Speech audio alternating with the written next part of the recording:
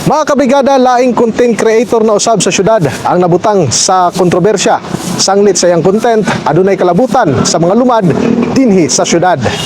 Si Tor Bagtik, usa sa mga sikat nga content creator dinhi sa Davao City. Naila kini tungod sa iyang mga pasiaw sa iyang mga content nga gikalingawan sa iyang mga follower.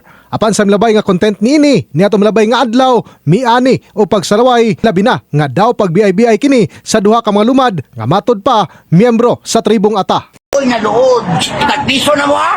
Okay, lipa. Panguli na mo. Ayo, sulban na mo na. O, Ang mga video nakita na ni Konsehal Mande, ang Indigenous Peoples Mandatory Representative sa 28th Davao City Council. Diin, aduna kini mensahe sa mga content creator. Gyud kag kalapasan no.